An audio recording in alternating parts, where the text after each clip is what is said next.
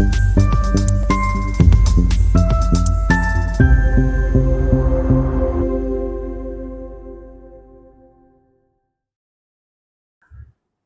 2025 मेष राशि वालों के लिए, जिनका मेष राशि का लगन है, कैसा रहेगा ये जिज्ञासा अगर आपकी भी है मन में, तो मेरे साथ बने रहें इसी वीडियो में, क्योंकि आज मैं बताने जा रहा हूं कि अगर मेष लगन है आपका तो ये महीना जून का 2025 का आपके लिए कैसा रहेगा। नमस्कार दोस्तों, मैं हूं डॉक्टर विवेक चोपड़ा। 9 के 9 ग्रह की चर्चा करूंगा और आपको यह बताऊंगा कि कौन सा ग्रह शुभ रहेगा और कौन सा ग्रह अशुभ रहेगा। ग्रह देखिए 2 तरीके से काम करते हैं, एक वो जो हमारे जन्म के ग्रह हैं और दूसरे वो जो हमारे गोचर के ग्रह हैं। कंफ्यूज मत होइए। देखिए, ग्रह या तो शुभ होगा और या अशुभ होगा। अगर ग्रह जन्म का शुभ है और गोचर में भी वो शुभ है, उसका आप भरपूर फायदा उठाएं। खास तौर से अगर उसी ग्रह की स्वयं की महादशा, अंतरदशा, प्रत्यंतर दशा या सूक्ष्म दशाएं भी चल रही हैं, तो खास तौर से उस ग्रह का रत्न जरूर धारण करें। उससे संबंधित जो फूड आइटम्स हैं उनको कंज्यूम ज्यादा से ज्यादा करें। उस ग्रह से संबंधित आर्टिकल्स को यूज करें। उस ग्रह से संबंधित उस रंग के कपड़ों को यूज करें। उस ग्रह की जो स्पेसिफिक डायरेक्शन है, उस डायरेक्शन को सोने के टाइम पे अपना सर उस दिशा में रखकर उस ऑस्पिशियस एनर्जीज को आप जो है एब्जॉर्ब करें। हर ग्रह की एक स्पेसिफिक डायरेक्शन है जो मैं अपने हर वीडियो में बताता आया हूं। जैसे सूर्य के लिए पूर्व दिशा है, जो अग्नि कोण होता है साउथ ईस्ट बोलते हैं, शुक्र का है। मंगल के लिए दक्षिण दिशा है, दक्षिण पश्चिम राहु केतु की होती है, पश्चिम दिशा शनि की है, उत्तर पश्चिम दिशा चंद्रमा की है, उत्तर दिशा जो है ये बुध ग्रह की है, और जो हमारा ईशान कोण होता है जिसे हम उत्तर पूर्व दिशा बोलते हैं, बृहस्पति की दिशा है। तो अगर आपके वो ग्रह गोचर में भी शुभ और जन्म के भी शुभ है और उनकी जो दशाएं भी चल रही हैं, चाहे कोई सी भी दशा चल रही हो, ऐसे टाइम में उसकी दिशा को भी टैप करके सोने के समय उस तरफ आपका सराहना होना चाहिए, और दिन के समय उस तरफ देखते हुए, जिसे हम फेसिंग डायरेक्शन बोलते हैं, वो आप कर सकते हैं। ग्रह जन्म का जो है वो तो शुभ है, लेकिन गोचर में वो अशुभ हो रहा है। यहां पर आपने उसका रत्न बिल्कुल नहीं धारण करना। इतना समझ लीजिए कि वो चूंकि जन्म का शुभ है और गोचर में अशुभ हो गया है, तो आपको बहुत ज्यादा परेशान नहीं करेगा, लेकिन अपनी शुभता में जरूर कमी ले आएगा, क्योंकि उस समय वो शुभ रिजल्ट्स देने के लिए सक्षम ही नहीं है।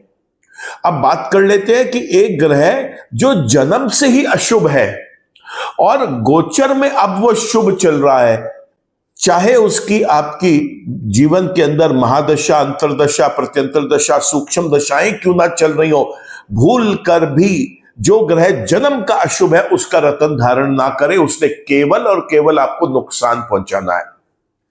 और जन्म का अगर अशुभ ग्रह है वो, और गोचर में भी वो किसी राशि में अशुभ हो गया, ये बहुत डेंजरस कॉम्बिनेशन है, बड़ा खतरनाक। इसके लिए चेतावनी है आप लोगों के लिए कि किसी समझदार एस्ट्रोलॉजर से मिलकर उसके उस समय के लिए उपाय जरूर कर ले, क्योंकि गोचर में भी खराब, जन्म का भी खराब, और अगर गलती से उसकी महादशा, अंतरदशा, प्रत्यंतर दशा या सूक्ष्म दशाएं भी चल रही हैं, तब तो आपके लिए परेशानी का कारण और बड़ा बन जाएगा। तो हाँ, ये 4 स्थितियां जरूर कॉम्बिनेशन याद रखिए। जन्म का शुभ, गोचर में शुभ, एक्सेप्ट करिए, उसका बेनिफिट लीजिए। जन्म का शुभ, गोचर में अशुभ, कोई बात नहीं, थोड़े दिन के लिए इंतजार करिए। गोचर से जब वो दूसरी राशि में परिवर्तन करके शुभ राशियों में आ जाएगा, तब उसकी मौज मस्ती लीजिए। अभी भी घबराने की जरूरत नहीं है, क्योंकि वो जन्म का शुभ है, गोचर में अशुभ है, बहुत ज्यादा नुकसान नहीं देगा। जन्म का अशुभ है, गोचर में शुभ हो गया, बहुत प्रसन्न ना हो, केवल उसकी नेगेटिविटीज में रिडक्शन होगा, इससे ज्यादा कुछ नहीं होगा। जन्म का अशुभ और गोचर में भी अशुभ, ये एक बहुत बड़ा चेतावनी का एक इंडिकेशन है। इसके लिए अपने आप को आप बिल्कुल तैयार रखिए। किसी भी तरीके की परेशानी का सामना ये ग्रह आपको करवा सकता है। अब समझ लीजिए, जो ग्रह शुभ है उनके यूजुअली हम दान नहीं करते। वो चीजें बॉडी के ऊपर अडॉप्ट करते हैं, चाहे उसका वो जेमस्टोन हो, चाहे वो एक उस रंग का कपड़ा हो, उसका कोई धातु हो, उससे संबंधित कोई खाने पीने की चीज हो, उससे संबंधित दिशा हो, उसको जितना आप एब्जॉर्ब करेंगे, जितना आप अपने बॉडी के साथ उसको एक अलाइन करेंगे, उतना आपके लिए शुभ रहेगा। लेकिन जो ग्रह अशुभ है उस समय, चाहे वो जन्म के ही क्यों ना शुभ हो या अशुभ हो, लेकिन गोचर में अगर अशुभ चल रहे हैं, उससे संबंधित आपको केवल और केवल धर्म कर्म के ही काम करने चाहिए। जैसे उस ग्रह के मंत्र जप कर सकते हैं, उस ग्रह से संबंधित वस्तुओं का दान कर सकते हैं, लेकिन उससे संबंधित चीजों को अपनी बॉडी के ऊपर अडॉप्ट ना करें। जेमस्टोन का तो सवाल ही नहीं उठता। यहां पर उस रंग के कपड़े पहनने से भी अगर हो सके तो परहेज करना चाहिए, उन धातुओं का प्रयोग करने से भी बचना चाहिए। तो इस तरीके से हम जन्म के ग्रह और गोचर के ग्रहों को एक प्रॉपर तरीके से बैलेंस कर सकते हैं। कुछ लोग मेरे से पूछते हैं कि डॉक्टर चोपड़ा, आप दूसरों की तरफ प्रिडिक्शंस में क्यों नहीं जाते, आप केवल शुभ और अशुभ क्यों बताते हैं? उसके पीछे लॉजिक बताता हूं। देखिए, प्रिडिक्शन तो इसलिए फेल हो जाएंगी क्योंकि अगर किसी व्यक्ति के जीवन में, मान लीजिए कि हम एक एग्जाम्पल ले लेते हैं किसी भी एक लगन का, चलिए कन्या लगन का एग्जाम्पल ले लेते हैं। अब कन्या लगन के इस दुनिया के अंदर लगभग जो है वो 70 करोड़ लोग हैं। अब 70 करोड़ लोगों का कन्या लगन के अंदर एक सा उस महीने में प्रिडिक्शन हो, ये तो पॉसिबल नहीं है, क्योंकि हर व्यक्ति के जीवन में किसी ग्रह की अपनी महादशा चल रही है। कन्या लगन वाले व्यक्ति के लिए किसी की अंतरदशा दूसरी है, किसी का प्रत्यंतर दशा कुछ और है, किसी की सूक्ष्म दशा कुछ और है। जन्म क्योंकि ग्रहों के कॉम्बिनेशंस डिफरेंट है, तो शुभ और अशुभ की सीरीज इसीलिए आपके लिए स्टार्ट की गई है क्योंकि ये ज्यादा मीनिंगफुल है। आप अपने जन्म के ग्रहों से और उस साथ में चलने वाली ग्रहों की दशाओं से आप ये देख सकते हैं कि ये इस समय आपके लिए कितना बड़ा खतरा है या कितनी बड़ी एक अपॉर्चुनिटी है जिसको आप एनकैश कर सके। इसलिए हम शुभ और अशुभ के ऊपर फोकस ज्यादा देते हैं, किसी भी और चीज के ऊपर फोकस उतना देना वेस्टेज ऑफ टाइम है। आपका भी वेस्ट है वो टाइम, क्योंकि आपके प्रिडिक्शंस में वो चीजें आपके साथ होंगी नहीं।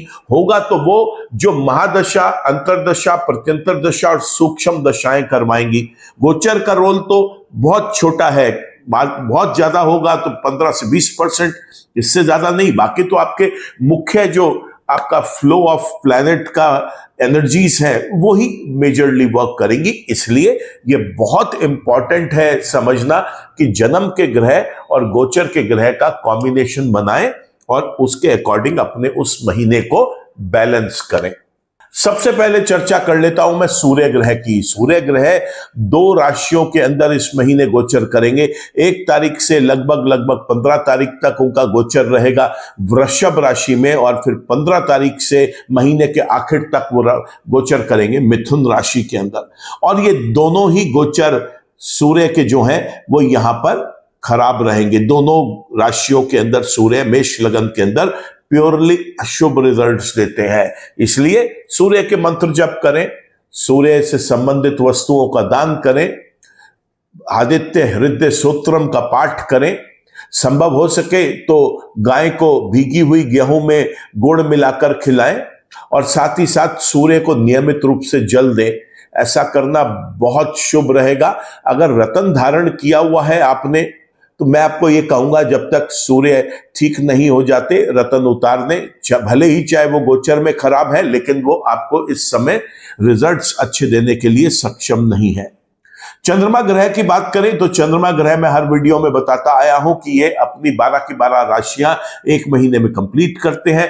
कहीं वो शुभ और कहीं वो अशुभ रहते हैं, और उनकी जो शुभ और अशुभ की जो अवस्था है वो केवल 2.5 दिन तक ही टिकती है। तो ऐसे में उसको किसी भी एक आम इंसान के लिए मॉनिटर करना बहुत मुश्किल होता है। सबसे ज्यादा जरूरी है चंद्रमा के लिए कि चंद्रमा के मंत्र जप करें, शिवलिंग पर जाकर दूध और जल चढ़ाएं। किसी गरीब बूढ़ी औरत की मदद कर सकते हैं तो करें। उसको आप सफेद कपड़ा, कोई भी तरल पदार्थ, लिक्विड आइटम, मिल्क दूध के साथ चावल, चीनी, इस तरीके की चीजें आप वितरण कर सकते हैं। देवी देवताओं के चरणों में भी एक टुकड़ा बर्फी का चढ़ा सकते हैं, बहुत शुभ रहेगा।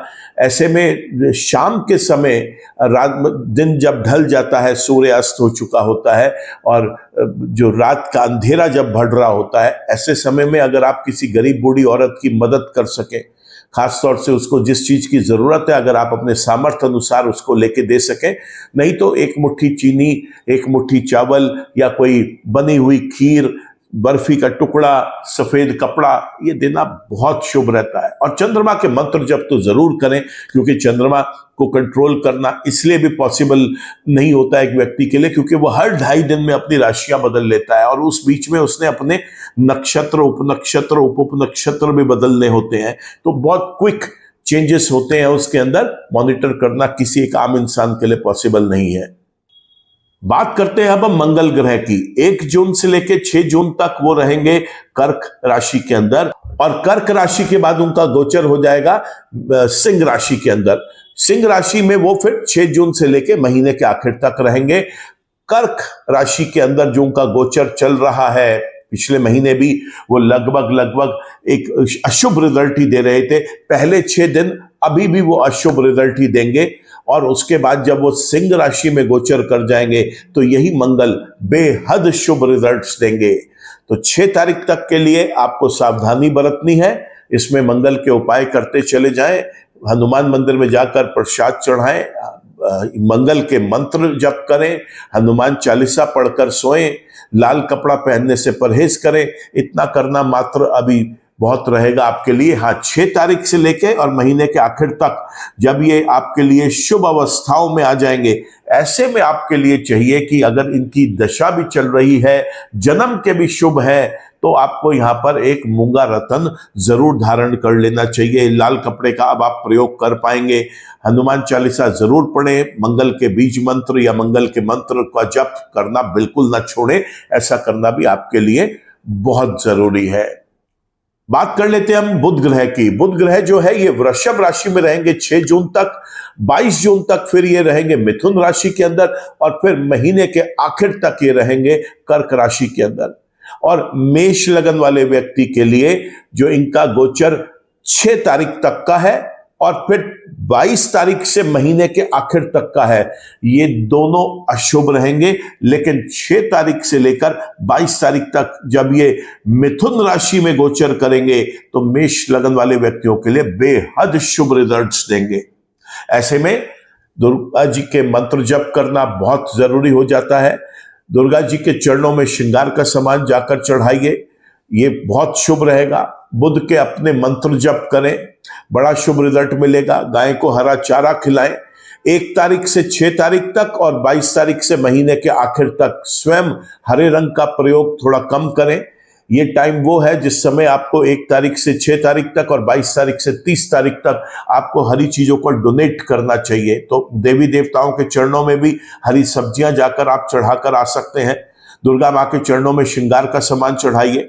1 तारीख से 6 तारीख तक और 22 तारीख से 30 तारीख के बीच में संभव हो तो कन्या पूजन करें, या किसी गरीब छोटी बच्ची को अगर आप फीड कर सकते हैं या उसको कोई खाने पीने की चीज के साथ साथ पढ़ने लिखने की कोई चीज लेके दे सकते हैं, अपने सामर्थ्य अनुसार उसकी मदद करें। ऐसा करना बहुत शुभ रहेगा। लेकिन 6 तारीख से लेकर 22 तारीख तक यह बड़ा शुभ समय है, जिसमें आप अपनी जन्म कुंडली के अनुसार अगर बुध शुभ है, गोचर में भी शुभ है, तो उसका आप भरपूर फायदा उठाएं।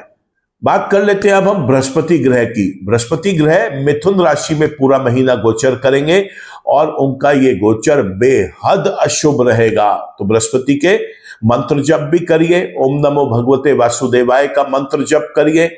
गाय को आप चने की दाल जरूर खिलाएं भिगो के। देवी देवताओं के चरणों में पीली मिठाइयां, पीले फल, पीले फूल जाकर चढ़ाएं, बहुत शुभ रहता है। और साथ ही साथ आपको गरीब लोगों को चने की दाल, बेसन के लड्डू, इस तरीके की चीजें, पीला वस्त्र डोनेट करना चाहिए। खास तौर से किसी ब्राह्मण को या पंडित को अगर आप डोनेट करें तो वो भी करना बहुत शुभ रहेगा। तो बृहस्पति पूरा महीना इस लगन वाले व्यक्ति के लिए अशुभ रहेंगे। बात कर लेते हैं अब हम शुक्र ग्रह की। शुक्र ग्रह 1 तारीख से 29 तारीख तक रहेंगे मेष राशि में, और 29 तारीख और 30 तारीख आखिरी के जो 2 दिन हैं वो रहेंगे ये वृषभ राशि में। और ये दोनों ही गोचर शुक्र के बेहद शुभ रहेंगे। तो अगर इस महीने आपके जन्म के भी शुक्र ग्रह शुभ हैं, गोचर में भी वो पूरा महीना आपको शुभता देंगे, और आपके जीवन में उन्हीं की दशा, महादशा, अंतरदशा, प्रत्यंतर दशा भी चल रही है, तो एक हीरा रतन जरूर धारण करें। परफ्यूम्स का, इत्र का प्रयोग ज्यादा से ज्यादा करें। साफ कपड़े पहने, प्रेस करवाकर। कोई भी अगले दिन कपड़ा बिना धुला रिपीट ना करें आप। ऐसा करने से भी शुक्र अपने अच्छे रिजल्ट्स देते हैं। और साथ में लक्ष्मी नारायण की पूजा करें। संभव हो सकता है तो लक्ष्मी मां के चरणों में आप एक सफेद छोटा रसगुल्ला या घर में खीर बनवाकर चढ़ा कर आए, बहुत शुभ रिजल्ट्स मिलेंगे। बात कर लेते हैं अब हम शनि ग्रह की। शनि ग्रह कुंडली के 12वें भाव में गोचर कर रहे हैं काफी समय से, लगभग मार्च के एंड से, और ये अभी भी इस पूरा महीना यहीं पर ही गोचर करेंगे, और ये गोचर बेहद शुभ है। अगर जन्म का भी शनि शुभ है और उसकी अपनी महादशा, अंतरदशा, प्रत्यंतर दशा, सूक्ष्म दशा भी चल रही है, उसका फायदा उठाएं। शनि का एक रतन, नीलम रतन धारण करें। नीला या काला रंग का प्रयोग भी आप ज्यादा से ज्यादा कर सकते हैं। बात कर लेते हैं अब हम राहु ग्रह की। राहु ग्रह गोचर कर गए हैं, और अब वो गोचर करने के बाद कुंभ राशि के अंदर पूरा महीना रहेंगे, और मेष लगन वाले के लिए वो बेहद शुभ रिजल्ट्स लेके देंगे। राहु अगर जन्म के भी शुभ है, गोचर में भी शुभ है, और उनकी महादशा, अंतरदशा, प्रत्यंतर दशा, सूक्ष्म दशा चल रही है, तो एक गोमेद रतन धारण कर लीजिए। सरस्वती माता की पूजा करें, राहु के मंत्र जप करें, और किसी भी गरीब व्यक्ति को आप चाय की पत्ती या कॉफी पाउडर जाकर डोनेट कर दें। इतना करना मात्र बहुत काफी रहेगा। केतु ग्रह की अगर बात करें तो केतु ग्रह में हर वीडियो में समझाता आया हूं कि अपने फल नहीं देता, जिसकी राशि में बैठता है उसके जैसे फल देता है। और केतु का भी गोचर हुआ है राहु के साथ साथ, जाहिर सी बात है दोनों का एक ही समय गोचर होता है। और इस जून 2025 में केतु ग्रह पूरा महीना सिंह राशि के अंदर सूर्य के घर में रहेंगे, और चूंकि सूर्य पूरा महीना अशुभ रहेगा, इसलिए केतु ग्रह भी पूरा महीना अशुभ रिजल्ट्स देंगे। ऐसे में गणेश भगवान की पूजा अर्चना करना बहुत अच्छा, लाभदायक रहेगा। केतु के मंत्र जप करें, गणेश भगवान के चरणों में एक मोदक चढ़ाएं या एक लड्डू चढ़ाएं, आंख मूंद कर अपनी प्रार्थना करें, और जब प्रार्थना खत्म हो जाए, पूजा पाठ खत्म हो जाए, तो उसी मोदक या लड्डू को उठाकर प्रसाद के रूप में आप स्वयं उसे खा लें। बहुत अच्छा उपाय है ये। साथ ही साथ सड़क के आवारा कुत्तों को ब्रेड और दूध मिक्स करके एक पेपर प्लेट पे रख के फुटपाथ पे रख के आ जाए, ये भी बहुत अच्छा उपाय है। और अगर बहुत ही ज्यादा परेशानी है और केतु की किसी व्यक्ति के जीवन में दशा भी चल रही है, तो ऐसे में एक चितकबरा कंबल, ब्लैक एंड व्हाइट कलर का कंबल किसी धार्मिक स्थल पर जाकर आप दान कर सकते हैं, या किसी गरीब व्यक्ति को जो फुटपाथ पे बैठे होते हैं, जिनको अपने लिए भीख भी मांगते हैं वो लोग और उनको जरूरत होती है, ऐसे जरूरतमंद व्यक्ति को जिसे बहुत ज्यादा जरूरत है, जिसके ऊपर बिछा के वो सो जाए, ओढ़ ले, कुछ भी करे, ऐसे व्यक्ति को जाके दे, बहुत शुभ रहेगा। तो इस तरीके से हमने देखा सूर्य से लेकर और केतु तक कौन से ग्रह शुभ है और कौन से ग्रह अशुभ है। अशुभ ग्रहों के उपाय जरूर करें दोस्तों, और शुभ ग्रह का पूरा फायदा उठाएं। यही एक नियम है इस वीडियोस का, यही एक आपको इंडिकेशन देने के लिए मैं ये बनाता हूं कि आपको एटलीस्ट ये पता चले उस महीने कौन सा ग्रह आपको शुभ रिजल्ट देगा और कौन सा ग्रह आपको अशुभ रिजल्ट देगा। वीडियो पसंद आया हो तो मैं रिक्वेस्ट करूंगा आप इसे लाइक करें, इसे कमेंट करें, शेयर करें। चैनल आपने सब्सक्राइब कर लिया है तो थैंक यू। चैनल अभी तक आप सब्सक्राइब नहीं कर पाए तो मैं रिक्वेस्ट करूंगा चैनल को सब्सक्राइब कर लें, बेल आइकन को भी क्लिक कर लें, ताकि कोई भी अगर वीडियो हम अपलोड करते हैं अपने चैनल पर उसका एक अपडेट आप तक भी पहुंच सके। ईश्वर आप सबका भला करे दोस्तों। नमस्कार।